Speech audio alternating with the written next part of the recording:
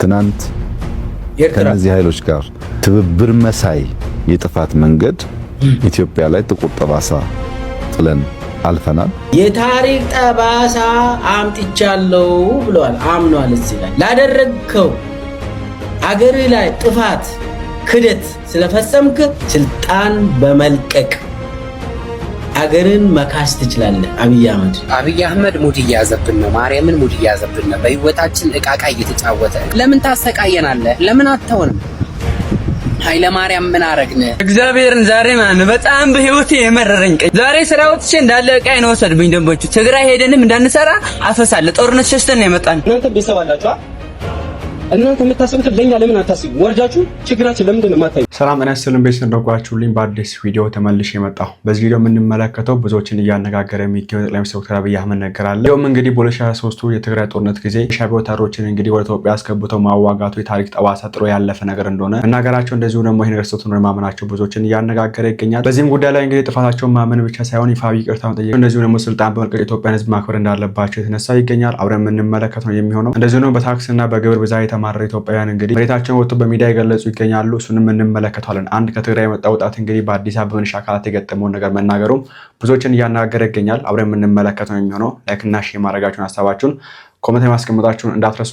ሰብስክራይብ ለምንድን ነው የማታደርጉት? ወደ መጀመሪያ ጉዳይ ስንሄድ እንግዲህ የጠቅላይ ሚኒስትር ዶክተር አብይ አህመድ ንግግር አለ። ጠቅላይ ሚኒስትር ዶክተር አብይ አህመድ እንግዲህ በ2023 ወይ ደግሞ በትግራይ ጦርነት ጊዜ የሻዕቢያ ወይ ደግሞ የኤርትራ ወታደሮችን አስገብቶ እንዲዋጉ ማድረጉ የታሪክ ጠባሳ እንደሆነና ጥፋትም እንደነበረ እንግዲህ አምኖ ትናንት ወዲያ አሚኮ ላይ በሰጡት 2 ክፍል ባለው ቃለ ምልልስ ላይ እንግዲህ ተናግረዋል። እሱንም አስመልክቶ ይሄን ነገር ይፋዊ ይቅርታ መጠየቅ እንዳለባቸው፣ እንደዚሁ ደግሞ ጥፋት እንደሆነ ማመን ብቻም ሳይሆን ጥፋታቸውን ስልጣኑ በመልቀቅ ማረጋገጥ እንዳለባቸው የተነሱ የሚገኙ ነገሮች አሉ። እሱን አብረን እንመለከታለን። ከዛ በፊት ግን እንግዲህ የኢትዮጵያን ሕዝብ እንግዲህ አሁን ላይ የታክስ ወይ ደግሞ የኑሮ ውድነት እንደዚሁ ደግሞ የግብር ውድነት የግብር ጭማሮ ምን ያክል ኢትዮጵያ ውስጥ ሕዝቡን እያሰቃየ ነው ሁላችን የምናውቀው ነገር ብዙ ጊዜ ያየነው ነገር ነውና ከዚህ ጀምር እስቲ እናጣውም ከምንም ነገር የለም እኮ ንግድ ፍቃድ አሁን በፊት እናቴን ረዳት ነበር። አሁን ይሄ ቦታ ካገኘው በኋላ ለእናቴ እንደዚህ ብዬ የምሰጣት ብር የለም። ቤተሰብና አስተዳደር እናንተ ቤተሰብ አላችሁ። እናንተ የምታስቡት ለኛ ለምን አታስቡ? ወርጃችሁ ችግራችን ለምንድን ነው የማታዩት? ቦታውን እቃውን አውጥታ አስረክባለች። እንደዚህ ምንድን እንደዚህ እየሆነ ነው ገና በዚህ በኩል ይሄን ለማሸነፍ ስንሄድ በዚህ በኩል ባት ነው። ኧረ እባካችሁ አስቡ። በኋላ ጓደኞች ማለት እንዳለ ስደት ወጥቷል። አንድ ጓደኛዬ በረሃ ላይ ሞቷል። የኔ ጣፋንታ እንደዛ ነው። እባካችሁ ወርጃችሁ ችግራችን እኛ መተን ብንጮ ምንም የለም። በቦታ ማስፈራራት ብናጣውም ከምንም ነገር የለም እኮ ንግድ ፍቃድ አሁን እናቴ እያለቀሰች አረ እናት በቃ አዘጋው ትለኛለች። ለማዘጋትም ችግር ነው። ማዘጋት ምችሉም ከሆነ ማለት አዘግቻችሁ እረፍት ውስጥ እኔ በፊት ሳይሰጠኝ ቦታ ያለው ሰላም ነው የሚሻል። አሁን ካጣው ሰላም ማለት እኔ እንደዚህ ወጣት ሆኜ እንደዚህ መሰቃየት የለም። ብዙ ተስፋ ያለው ሰው ነበር፣ ብዙ አስብ ነበር። አሁን ግን ጨለመ። እባካችሁ እለምናችኋለሁ፣ በቤተሰባችሁ ይዣችኋለሁ። በቃ ሱቁን ውሰዱትና የቀረውን ለኔ መልሱልኛል። እንግዲህ 4 ቀን 5 ቀን ነው የቀረው። እንግዲህ ከሱቁ በላይ ነው የመጣው። እንዴት አድርጌ ነው የምከፍለው? ስለዚህ ሱቁን ወሰዱትና የቀረውን አስባችሁ ለኔ መልሱልኝ። ሰማዎች ነው እንግዲህ በነገራችን ላይ አሁን ኢትዮጵያ ውስጥ የታክስ ብዛት ብቻ አይደለም ህዝቡን እያሰቃየ የሚገኘው የግብር ብዛት ይመጣባቸው ደግሞ ከአቅማችሁ በላይ ግብር ይጫንባችኋል። ሰው ስራውን መስራት አትችሉም። እናቁም ብላችሁ ያወጣችሁትን የንግድ ፍቃድ ለመመለስ ስትሄዱ 100,000 ብር ክፈሉ፣ 150,000 ብር ክፈሉ የምትባሉት የንግድ ፍቃዱ ለማስመለስ ብር ይጠይቃሉ። ሰው ያ ብር ራሱ ኦቨር ነው እና ለማዘጋትም ችግር ነው ሲል ወንድማችን የሰማችሁት እንግዲህ ከዛ አንጻር ነውና ከፍቶ መስራትም ችግር ነው፣ እሱን ማዘጋትም እንግዲህ ችግር ነው በአሁኑ ሰዓትና አብይ አህመድ ሙድ እያዘብን ነው። ማርያምን ሙድ እያዘብን ነው። በህይወታችን እቃቃ እየተጫወተ እቃቃ ደርድሮ እንዲህ ጭቃ እያቦካ እየጠፈጠፈ ነው እየተጫወተብን ያለው። መድኃኔዓለም ህዝቡ የግብር ነገር ምርር ብሎታል። እኔ በዚህ ላይ ሰርቼ ይለወጣል የሚል ምንም አላማ የለኝም። ራሴን የማጥፋት እቅድ ነው ያዝኩት። ለምን አብይ አህመድ እንደው ለየትኛው ህዝብ ነው ይህን ኮሪደር የምታለማው? ከሌላ ፕላኔት አንጥቶ ሊያኖርበት ነው ሰው መሰለኝ። ማርያምን አይ ለምን ታሰቃየናለህ? ለምን አትተውንም? ኃይለ ማርያም ምን አረግን? ለአውሬ አሳልፈ ሰጠህን። እንዲህ ይሄ እስኪ ይሄንን ልብላው እስኪ አብይ አህመድ ይሄ ምግብ ይሆነኛል። ማንጎ ለምን አትተክልም? እስኪ እንደው በፈጠረ አታሰቃየን በህይወታችን። እስኪ ይሄ ኑሮ ይሆነኛል። አልተንፍስ ኦክሲጅን ነው ብለህ መልስ ልትሰጠኝ እንዳትሞክር። አልተንፍስ ጭጭ ልበል አያገባህም። እስኪ ለምን ለየትኛው ህዝብህ ነው ይሄንን የምታለማው? እኛ ባንተ ተሸማቀቅን። መንግስታችን ነህ ብለን ለመናገር እንኳን አፈርን። እባክህን ምን ያደርጋል አንተ እንደዚህ ያለማኸው? እዚህ ጋር ህዝቡን ዝቅ ብለህ ካልተረዳኸው፣ በህዝብ ገንዘብ እኮ ነው ይሄ እየተሰራለው። እንደዚህ ዘንጠህ የምትሄደው እኮ በህዝብ ገንዘብ ነው። በቀን 1000 ብር ሰርቶ የሚያድር ህዝብ 100 ሺህ ብር ግብር እየጣልክበት እንዴት ነው የሚኖረው ህዝቡ? እባክህን ተስፋችንን ያጨለምከው። በእውነት ተስፋ የለኝም። እኔ አሁን ከሀገር የመውጣት ተስፋም ነበረኝ፣ ሰርቼ የመለወጥ ተስፋም ነበረኝ፣ ሀብታም የመሆን ተስፋም ነበረኝ። ምንም ነኝ አሁን ላይ ከንቱ። በቃ ዝም ብሎ ነዋሪ አለቡላ በለኝ። በቃ እግዚአብሔር በህይወታችን ተጫወት። ከቃቃ መኖር አልቻለም ደሃ። ህዝቡ ማብራት የማየት ሱስ የለበትም። ከድሮም ማብራት እያየን ያደግነው። ህዝቡ የዘይት ችግር ነው ያለበት። ህዝቡ የፍርኖ ዱቄት ችግር ነው ያለበት። ህዝቡ የመኮረኒ ችግር ነው ያለበት። ህዝቡ የፓስታ ችግር ነው ያለበት። እያንኳኳህ በየሰው ቤት ምን ጎደላችሁ በላቸው፣ ይነግሩሃል። እስኪ በቃክ እባክህ አብይ አህመድ፣ እንደ ልጆችህ ያን ህዝብ እቤትህን ፏ አድርገህ አዘንጠህ እያኖርክ አትቸገር። አንተ ምን አለብህ? ወጥተህ አታይ። ከሀገር እንውጣ ስንል በዚህ ጦርነት እንዴት እንውጣ? በኪነ ጥበብ እኮ ነው ያኖረን መድኃኔዓለም እንጂ ስንት ተስፋ የቆረጠ ህዝብ አለ፣ ከኔም ጨምሮ ስንት። እባክህን በቃ ተወን። ካልቻልክ ከአቅምህ በላይ ከሆነ ለሚችለው አሳልፈ ስጥ። ያስተዳድረን። እውር ለምን አይመራንም? መድኃኔዓለም መለስ ምን አረከን? ኃይለ ማርያም የሥራህን ይስጥ። ኃይለ ማርያም ይሄ ሁሉ ያንተ ጦስ ነው። ማን አሳልፈ ስጥ አለክ? ለምን ሰጠኸው? አረርን እኮ ተቃጠልን እኮ። መድኃኔዓለም እሱ መልኩን አሳምሮ ተኩሎ ይወጣል። እዚህኛ ገርጥተን እዚህ በኋቃችንን ከፍተን እንኖራለን። ለመሰሙት ነው እንግዲህ ህዝቡ በዚህ መንገድ እያማረ ነው የሚገኘው። የታክሱም እንዳለ ኑሮው ውድነቱም እንዳለ ማለት ነው። በዚሁ አጋጣሚ አሁን ወደ ጠቅላይ ሚኒስትር ዶክተር አብይ አህመድ ጥፋታቸው ወደ ማመናቸው ንግግር ከመሄዳችን በፊት አንድ ከትግራይ እንግዲህ ተፈናቅሎ መጥቶ አዲስ አበባ ውስጥ ጋሪ እየገፋ እንግዲህ ኑሮ ለመግፋት እየሞከረ ያለ ወጣት በአዲስ አበባ የገጠመው ደግሞ በአዲስ አበባ ጎዳና ላይ በሚሊሻዎች የገጠመውን ነገር በቪዲዮ አጋርቷል። እግዚአብሔርን ዛሬ ማን በጣም በህይወቴ የመረረኝ ቀን፣ በጣም ኢትዮጵያ ውስጥ መኖር ያስጠላኝ ቀን ነው የምላቸው። እግዚአብሔርን ነው ዛሬ ስራ ወጥቼ እንዳለ ዕቃዬን ወሰዱብኝ ደንቦቹ። ትግራይ ሄደንም እንዳንሰራ አፈሳለ። ጦርነት ሸሽተን ያመጣን እዚህ ከየትም ብለን አምጥተን ያመጣነውን ዕቃ እንዳለ ደንቦቹ ወሰዱብኝ። ታዲያ የት ሀገር ሄደን እንኖር ታዲያ? እንዴ ከኢትዮጵያ ውስጥ የት እንሂድ ታዲያ? በራንዳ እንድንወጣ ነው የፈለጋችሁ እናንተ? እኔ በህይወቴ በጣም የመረረኝ ቤት ኪራይ በምን እንክፈል ታዲያ? ቤተሰቦቻችን ያሉ እኮ ደካማዎች በምን እናግዛቸው ታዲያ? እንዴ ዓለማችን ላይ እንግዲህ እስካሁን ምናልባት እኔ ካልተሳሳትኩ የመንገድ ላይ ንግድ የሌለበት አንድም ከተማ ያለ አይመስለኝም። ሁሉም ከተማ ላይ የመንገድ ላይ ንግድ አለ። ሁሉም ሰው እንግዲህ ንግድ ፍቃድ አውጥቶ ግብር እየገበረ መስራት አይችልም። በጣም ታች ያሉ አቅም የሌላቸው ብዙ ሰዎች አሉ፣ ኑሯቸውን እንደዚህ በመንገድ ላይ ንግድ እየደጎሙ የሚኖሩ።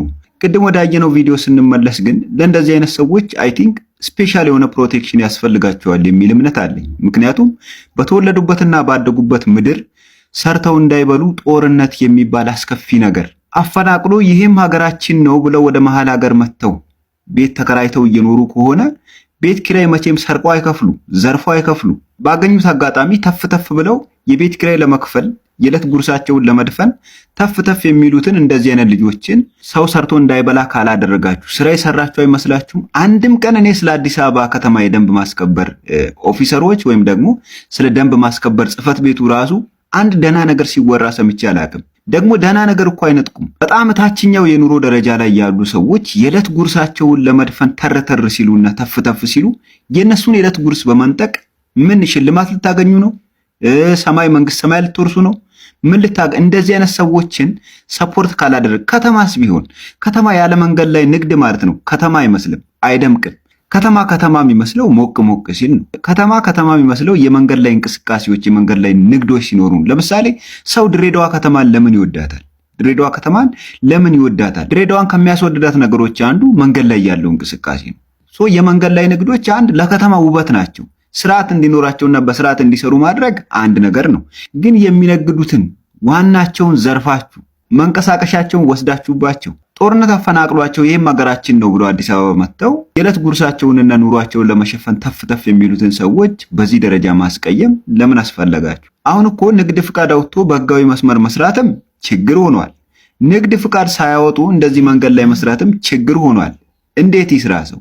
ትንንሽ ቢዝነስ የሚከፍት ንግድ ፍቃድ ህጋዊ ሆኜ ትንንሽ ቢዝነስ ልክፈት ብሎ እንኳን ትንንሽ ቢዝነሶችን የሚከፍት ሰው በዚህ ሰዓት ገቢዎች መጥተው ማጅራቱን ይሉታል፣ ሱቁ ዘግቶ ይወጣል። እንደዚህ ደግሞ ተሯርጬ መንገድ ላይም ተፍ ብዬ ለስራ የሚለውን ደንቦች የሚባሉ ጭራቆች አሉ። እኔ ስለነሱ አንድም ጥሩ ነገር ሲወራ ሰምቼ አላውቅም። ሁሉም ጭራቅ አድርጎ ነው የሚስላቸው። ምክንያቱም ድሃውን ስለሚያሳዝኑ፣ ድሃውን ማሳዘን ለነሱ ስራቸው ስለሆነ ስለዚህ ቢያንስ ለእንደዚህ አይነት ሰዎች ስፔሻል ፕሮቴክሽን ያስፈልጋቸዋል። ይህም ሀገራችን ነው ብለው ነው የመጡት። ጦርነትን ሸሽተው ነው የመጡት። የዕለት ጉርሳቸውን መሸፈን አለባቸው። የቤት ኪራይ መክፈል አለባቸው። ምን ይሁኑ? እሺ ጎዳና ይውጡ፣ ይለምኑ። ከመለመን ብሎ የሚሰራን ሰው ንብረቱን ነጥቀህ ለማኝ ካደረከው ሀገር እንዴት ነው የምታድገው? ቤቱ ጋር ነው ሀገር የምታድገው። ስለዚህ ከደንብ አስከባሪዎችም ውስጥ አንዳንድ ለመንግስት የሰራችሁ የሚመስላችሁ ሰዎች ወደ ሰብአዊነታችሁ ተመለሱ። ሰው አይደላችሁ እንዴ እናንተስ? ከዚሁ ማህበረሰብ አይደል እንደ ወጣችሁ ይሄን ማህበረሰብ የምታገለግሉት? ከየት ፕላኔት ነው የመጣችሁት እናንተ? ይሄ ብቻ አይደለም፣ ይሄን ዛሬ አየነው እንጂ ከዚህ በፊት ብዙ ቪዲዮዎች አይተናል። ሪያክት አላደረግንበትም እንጂ ብዙ ሰው ስታስቀይሙ አይተናል። አትሊስት ህሊና ይኑራችሁ። ይሄ ነው እንግዲህና እዛ ጦርነቱ አለ። ከተማ ውስጥ ሲመጡ ደግሞ እንደዚህ አይነት ችግር በደንቦቹ ደግሞ ምንሻ ተብሎ 3 ወር ሰልጥነው በገቡ አካላት እንግዲህ የደረሰባቸው በጣም የሚያስጠላ ነገር ነው ያለውና እናንተም እንግዲህ በዚህ ጉዳይ ሀሳባችሁን ኮሜንት ላይ አስቀምጡልኝ። ወደዚህ ወደ ታክሱ ጉዳይ እመለስበታለሁ። ወደ ጠቅላይ ሚኒስትር ንግግርና እንደዚሁም ደግሞ በዛ ነው ተነሳው ወደሚገኙ ሀሳብ ለማየት እንሞክር እስቲ። ትናንት ከነዚህ ኃይሎች ጋር በነበረን ትብብር መሳይ የጥፋት መንገድ ኢትዮጵያ ላይ ጥቁር ጠባሳ ጥለን አልፈናል። አሁን ደግሞ እንደገና ያንን የሚደግም ነገር ማድረግ ሌላ ጥፋት የሚያመጣ ይመስለኛል። እንግዲህ የታሪክ ጠባሳ አምጥቻለሁ ብለዋል፣ አምኗል። እዚህ ላይ ቴንኪዩ አብይ አህመድ፣ ትናንትና የፈጸምከውን ነገር ስላመንከው ቴንኪዩ እናመሰግናለን። ነገር ግን እዚህ ላይ አይቆምም። ላደረግከው አገር ላይ ጥፋት ክደት ስለፈጸምክ እዚህ ተናግረ የምጨርስ ጉዳይ አይደለም። ስልጣን በመልቀቅ አገርን መካስ ትችላለህ። አብይ አህመድ ትናንትና ያደረግከው የታሪክ ጠባሳ ብቻ ሳይሆን አሁን ታሪክ አልሆነም። አሁን ያለ ጉዳይ ነው፣ ችግር ነው። ስለዚህ ስልጣኑን ልቀቅ። ይሄንን ስላመንክ ወንጀል ነው ኢትዮጵያ ላይ የሰራ።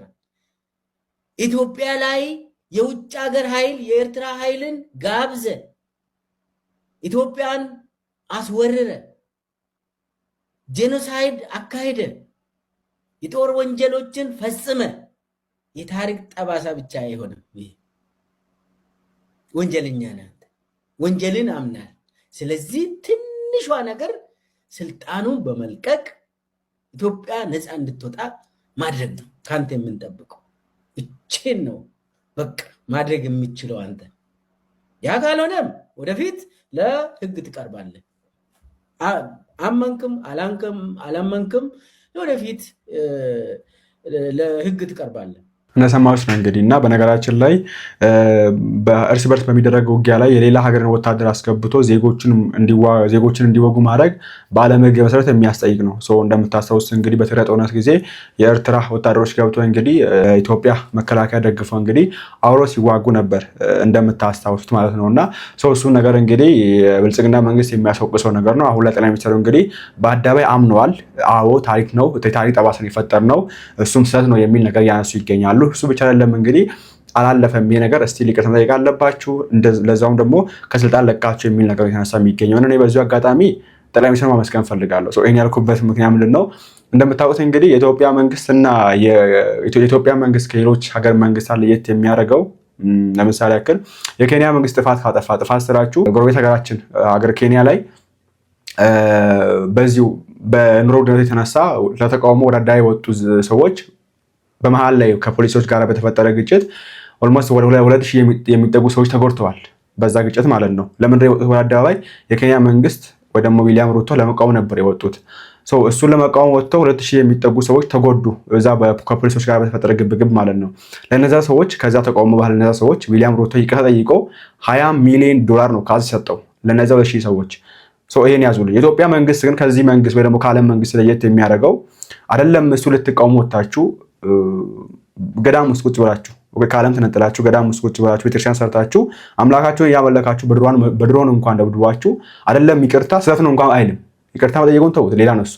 እንደ ኬንያ መንግስት ይቅርታ ይሄ ነገር ተገቢ አልነበረም እክሳለሁ ምናምን ተውት፣ ያለ አግባብ ነው እንኳን ብሎ አያስተባብልም ኢትዮጵያ መንግስት እንደምታውቁትና በቅርቡ በአማራ ክልል እንግዲህ ገዳም ውስጥ አምላካቸውን እያመለኩ የነበሩ በስርዓት የነበሩ ገዳማውያን እንግዲህ በድሮን ተደብድበው እንደነበሩ የምታውቁት ነገር ነው። እሱን ነገር መንግስት በዛ ጉዳይ ላይ ትንፍሽም አላለም፣ አረጋለሁ አላለም፣ አላረኩም አላለም፣ ይቅርታም አላለም፣ እንኳንም እሴም አላለም። እና ይሄን ደግሞ ማመኑ ያስመሰግናል እላለሁ። ወይ ደግሞ በዚህ ነገር ይለመድበት በዚሁ ቀጥሉ ብለማለት ፈልጋለሁ። እና እንደዚህ ነገር የተነሳ ነው የሚገኘው። እናንተም እንግዲህ በዚህ ጉዳይ ላይ ሀሳባችሁን ኮሜንት ላይ አስቀምጡልኝ።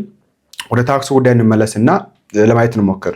አንድ 100 ሺህ ብር ግብር ክፍል የተባለ አነስተኛ ነጋዴ አሳዝኖኝ ነበር ቅድምና 100 ሺህ ብር አይቻል አቅም ነው የሚለው 100 ሺህ ብር ቆጥሬ አላቅም እኔ ከተፈጠርኩ አይደል ስለ 100 ሺህ ብር ብሎ እያለቀሰ ነው የሚናገረው። መጥተው አሳያችሁ መካኒ መንግስት እግዚአብሔር ነው እኔ መንግስት እኔ ተቀላላ ኪት ነው ሺህ ብር ኪሎ በህይወቴ ማዝሮ ማለት ንግድ ፍቃድ ያወጣው ቀን ነው መድኃኒዓለም ነው እኔ 100 ምናምን ሺህ ብር ኪሎ አምጥቼ ልከፍል ኪሎ አምጥቼ ነው የምከፍለው 100 ምናምን ሺህ ብር የለኝም ራሱ ኪሎ አምጥቼ ነው የምከፍለው ምንድን ነው መካኒ መንግስት እግዚአብሔር ነው እኔ መንግስት እኔ ተቀላላ ኪት ነው ሺህ ብር ኪሎ አምጥቼ ኪት ነው 100 ምናምን ሺህ ብር የምከፍለው ሲገርምኝ እኔ ጌታ ወጥቼ ነው 100 ምናምን ሺህ ብር የምከፍለው እኔ እኮ በዚህ ዘመን እኮ ነው የሄድኩት በ50 ብር እኔ ጌታ ወጥቼ ነው እሺ የምከፍለው ያለን እንዴ ምን አይነት ህግ መጣ?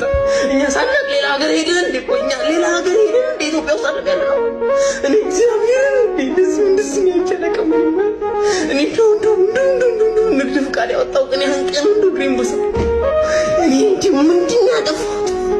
እሺ የሰራሁት ልክፈል ግን ይሄ አይደለም መጣው ሳሙ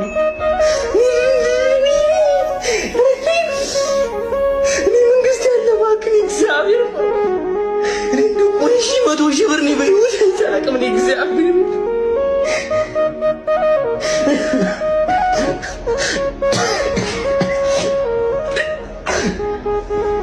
100 ሺህ ብር ኪት ነው ምን ሰርቼ ነው እኔ ሳቡ ዘጋ ሲነገረኝ እንዲነጭ ነው ያላበኝ እግዚአብሔር እኔ እንደዚህ አይነት ብር እኔ ሰርቼ አላውቅም። እኔ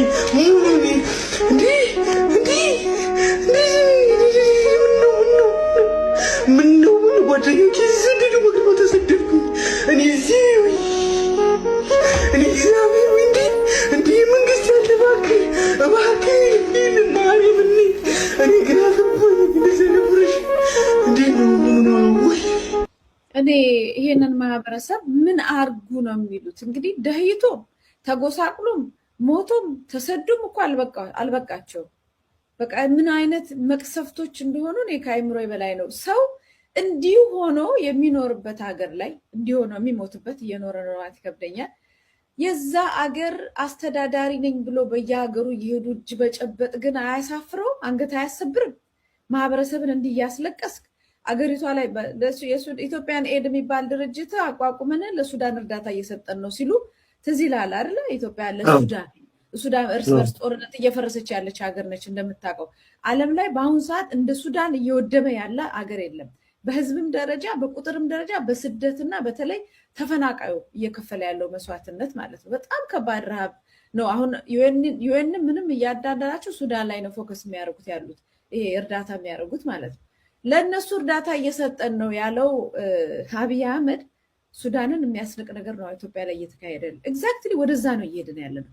ሁሉም አካባቢዎች በጦርነት ወድመው ምርት ተቆሞ ንግዶች፣ ትናንሽ ነጋዴዎች ሳይቀር እንዳለ ተሰብረው እሱ እየሄደ በየአደባባዩ ዓለም ላይ እንደደና መንግስት ማለት ነው እንዲህ በኩራት ምናምን ነው። ይሄ እኮ ቀረ። ይሄንን ሌሎቹ ያርጉ፣ ኢትዮጵያን ከፍ ያርጉ፣ በሰላም ያስተዳድሩት ያርጉ።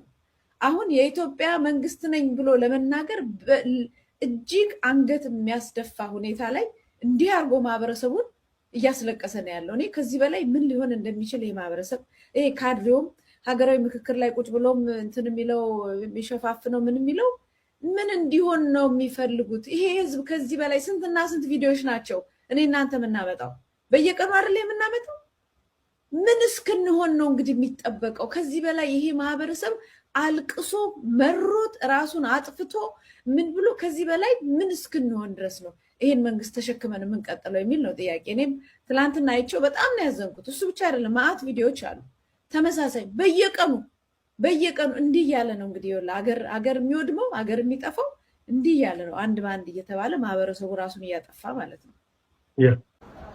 እኔ አሁን ቀጥታ ይደርሳል ብለሽ ነው አይደለ? ስለዚህ አሁን ቀጥታ ለመንግስት ባለስልጣናት ለኢትዮጵያ መንግስት ከደረሰ እንዲደርስልኝ የምፈልገው እና መጠየቅ የምፈልገው ደግሞ በጸባይ ማለት ላይክ እንደዚህ አግሬሲቭ ሆነን ምናምን ሳይሆን በጸባይ እስኪ ይሄ ድሮ ሰፈር ውስጥ ጉልቤ ልጅ ሲኮረኩመን ምናምን ነገር ሄደን በጸባይ በቃ ትሆን ምናምን እንደምንለው አለ አይደል? እስኪ እንደዛ እንሞክር። ምናልባት የሚረዱን ከሆነ ማለት ነው። ምክንያቱም አፍተር ኦል ከማህበረሰብ ነው የወጡት። እንደኛ ብይ ተጫውተው እንደናንተ ቃጤ ተጫውተው ምናምን ያደጉት ናቸው።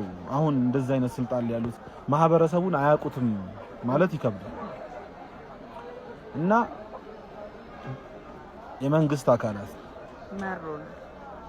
እኛ እንደምታስቡት ናቸው ብላችሁ እንደምታስቡት አይደለም።